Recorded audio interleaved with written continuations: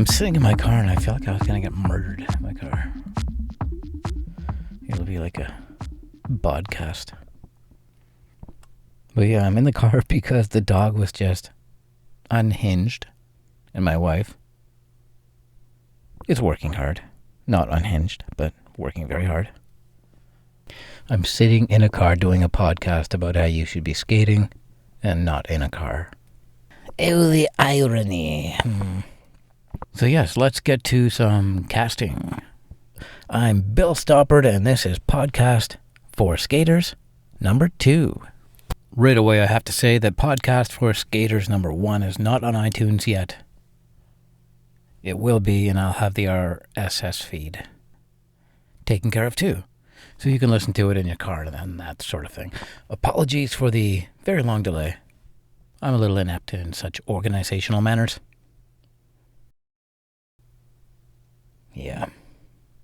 So today the weather dictated my choice in direction of skating. I knew the wind was blowing in from the west to the east. And I also knew I was going slightly uphill. So the obvious choice was to go against the wind initially and then catch it on the way back. It was probably only something like 4 kilometers on a slight uphill and against the wind. It wasn't terrible wind, just that kind of wind where if you coast, you feel like you stop very quickly.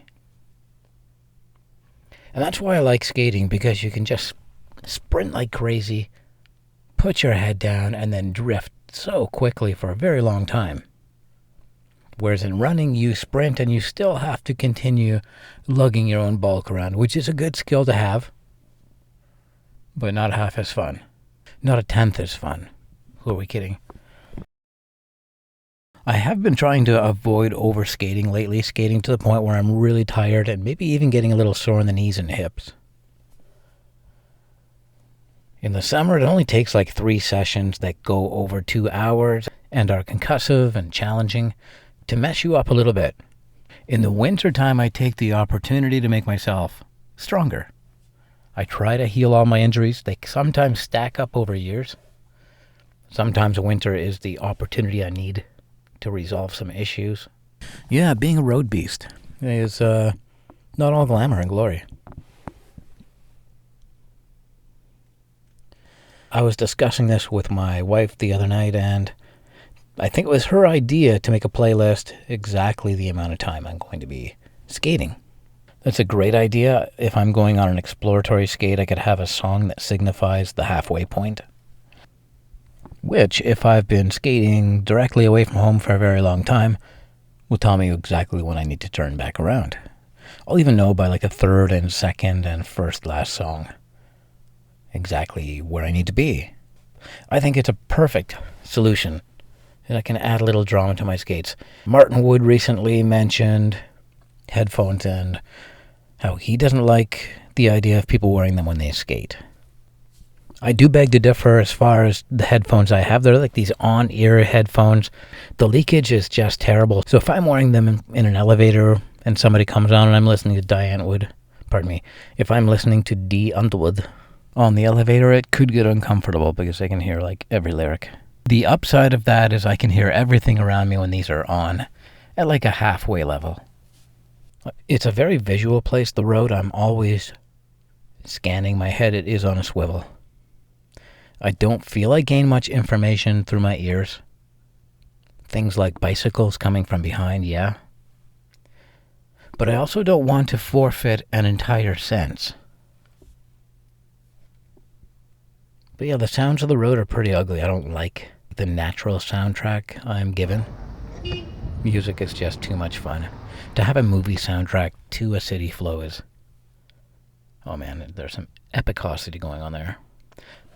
Fitness-wise, I'm going to the gym like 5 times a week. I'm addressing the strength difference between my hamstrings and my quads. Doing a lot of deadlifts, trying to get my back muscles stronger. The posterior chain needed addressing, and I think it's getting there. Well, it is getting there. The lifts I'm enjoying right now are the squat, the deadlift, the incline dumbbell press, dips for numbers and at a variable rate, I'm not doing weighted dips anymore. I worry about the structure of my shoulder on that one. The old coracobrachialis. Button in where it doesn't belong. Creepy little motherfucker, that coracobrachialis. What else am I enjoying in the gym? Cable lateral raises where I stand straight up. I see people doing a cable lateral raise and then leaning sideways, holding on to the machine. To me, it seems to approximate what happens with the dumbbell, where the workload winds up at the top of the movement. With the dumbbell, they're just replicating that, really. The benefit of the lateral raise with the cable is that as soon as you start moving away from that midline, you're working very hard. So you're not just getting work for the shoulder at the top of the movement. You feel me? Yeah, I don't know if I'm going to include the whole lateral raise. I love lateral raises.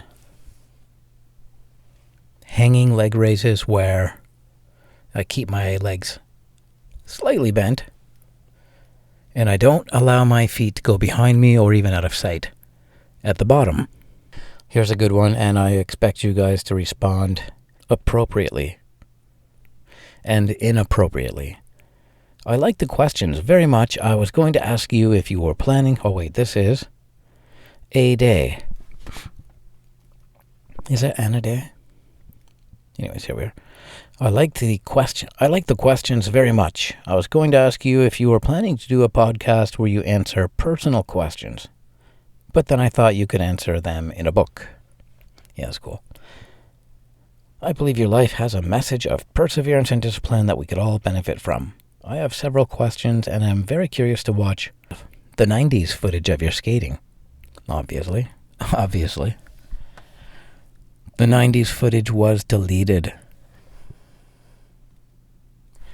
I didn't want anybody to think I ever skated like that. It's funny, though, if you watch this podcast by the 2/3 mark, I'm skating the way I did when I was very new. Short little steps, no stride glide, maybe even a little too inverted. But yeah, thanks for the kudos, A-Day. I would love some bizarre questions, off the cuff, unrelated questions in the future. Dire Wolfie asks, will you ever consider speed skating ice and inline?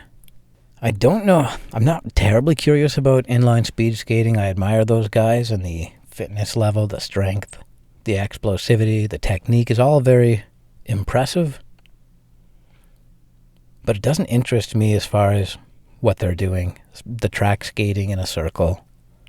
I spent a little time on a track and I hated it. But ice speed skating to me is so bizarre with those clap skates.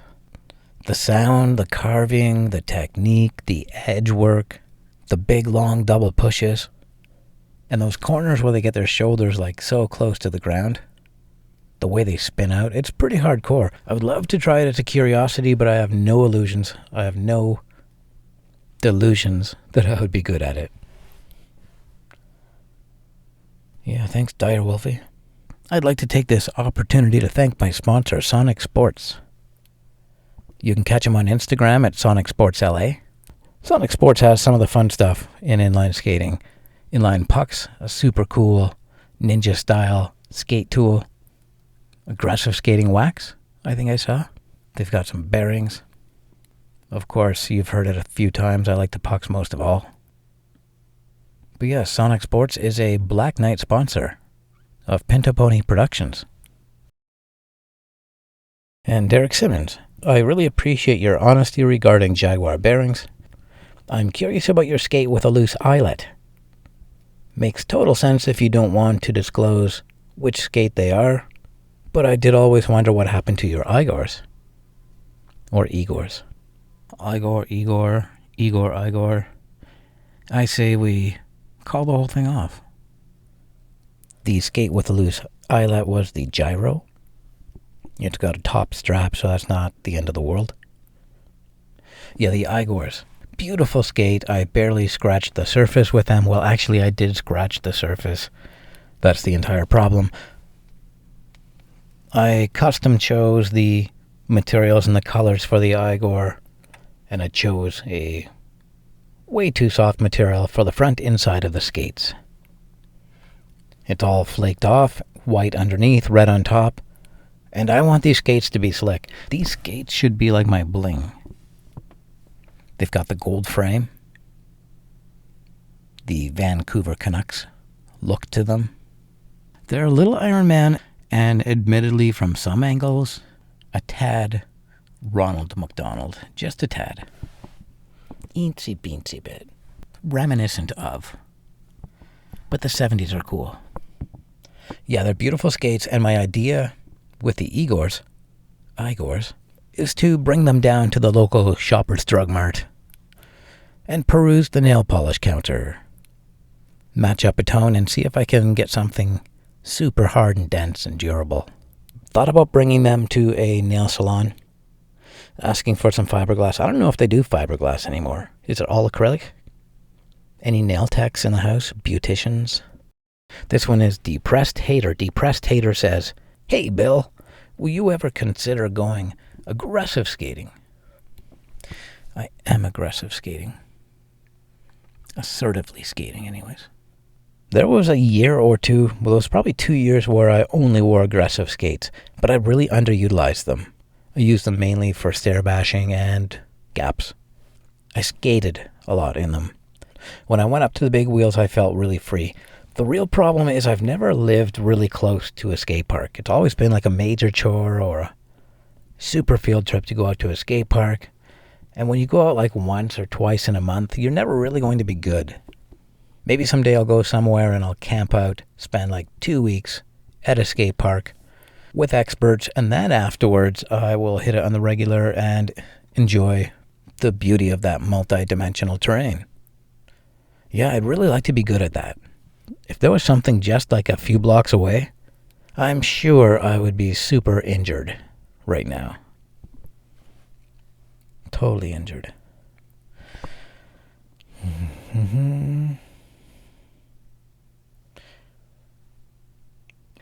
Jakey Dill says, "I'm literally listening to this while skating." That is funny. Okay, if you're listening to this, I want you to, in 10 seconds, find a safe spot to pull over and power stop. But again, Jakey Dill, I got to tell you something.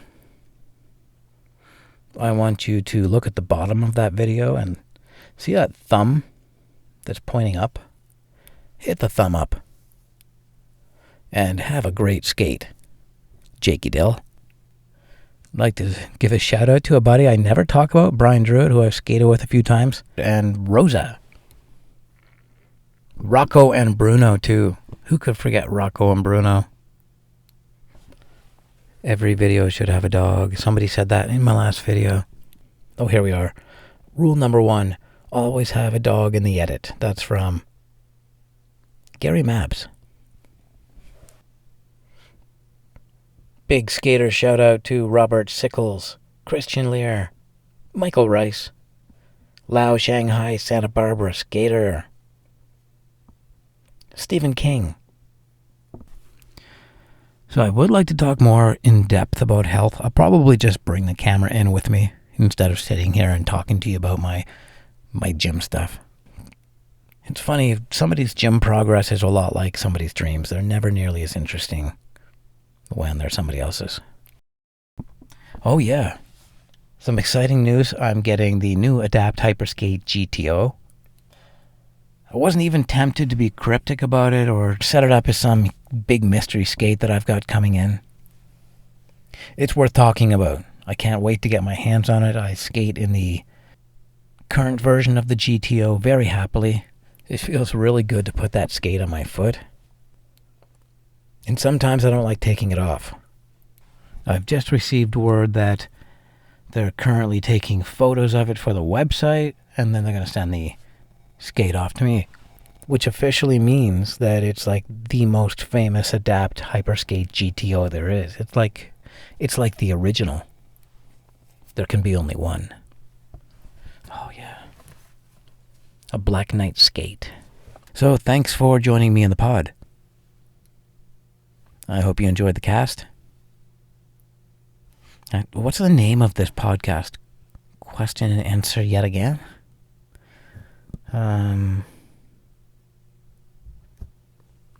Sitting in a car hiding from my dog and wife. Ooh, I like that one. All right. Yeah. I'll be back next week skating in skates. Hope you have a beautiful week. I'll see you next Friday. No, you'll see me next Friday. Or hear me. Or both.